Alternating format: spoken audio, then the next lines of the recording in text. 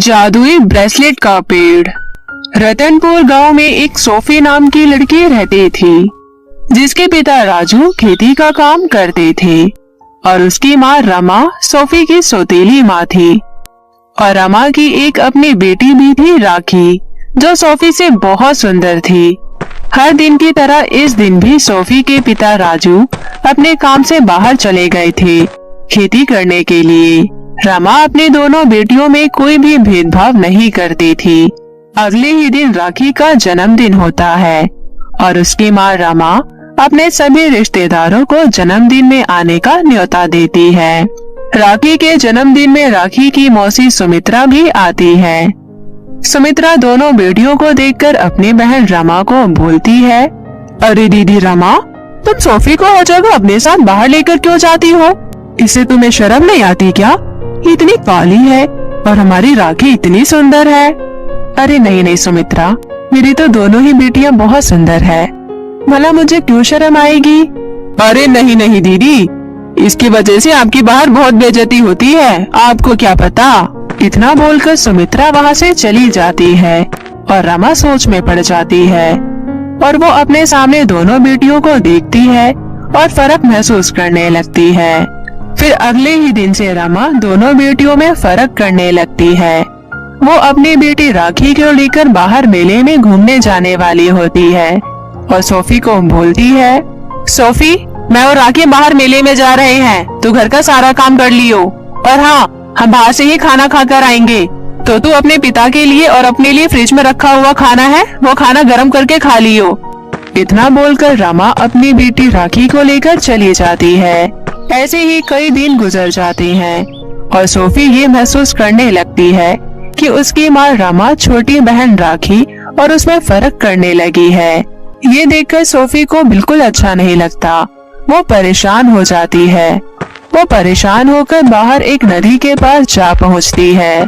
उस नदी के पास से सोफी को एक पेड़ दिखता है। वो पेड़ बहुत ही बड़ा और चमकदार होता है।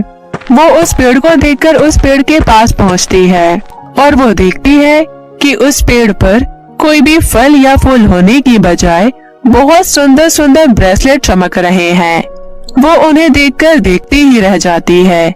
जैसे ही वो उन ब्रेसलेट को उतारने की कोशिश करती है, तभी वहाँ एक सुंदर सी परी आती है और कहती है, रुको, ये ब्रेसलेट तुम्हें मैं उतार कर देती हूँ।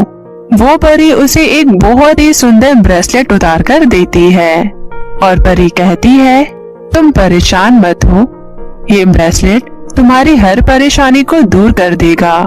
वो कैसे? फिर परी सोफी की तरफ देखकर मुस्कुराती है और वहाँ से चली जाती है। घर जाकर सोफी उस ब्रेसलेट को पहन लेती है और फिर वो देखती है कि वो बहुत सुंदर दिखने लगी है। इतने में ही उसकी छोटी बहन राखी उसके कमरे में आ जाती है। राखी अपनी बहन को देखकर कहती है, दीदी, ये तुम इतनी सुंदर कैसे हो गई? फिर सोफी राखी को बताने ही वाली होती है।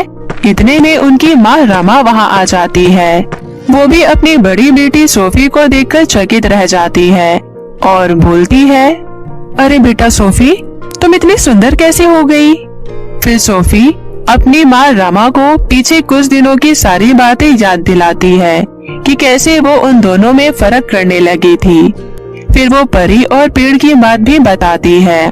सोफी की बात सुनकर रमा मन में ही सोचती है कि उसने सुमित्रा की बात को सुनकर अपनी दोनों बेटियों में भेदभाव किया, जो कि गलत है। उसे अपनी गलतियों का एहसास होता है और वो अपनी बेटी से माफी मांगती है और कहती है, बेटी, मुझे माफ कर दे, मैं किसी के बहकावे में आ गई थी। मेरी तो दोनों ही बेटी लाखों में एक है, मुझे माफ कर दे बेटी, मुझसे गलती हो गई। अरे नहीं माँ, आप मुझसे माफी मत मांगो। फिर उस दिन के बाद से तीनों खुशी खुशी रहने लगती हैं। तो मेरे प्यारे दोस्तों, कैसी लगी आपको जादुई ब्रेसलेट की कहानी? मुझे कमेंट करके जरूर बताएं और इसे अपने दोस्तों के साथ भी शेयर करें। और हाँ दोस्तों, अगर आपने अब तक मेरे चैनल को सब्सक्राइब नहीं किया है तो जल्दी से नीचे लाल बटन दबाकर अभी कर ले। तो मिलती हूँ मैं आप सभी से फिर किसी नई कहानी के साथ। तब तक के लिए आप अपना ध्यान रखें। बाय बाय दोस्तों।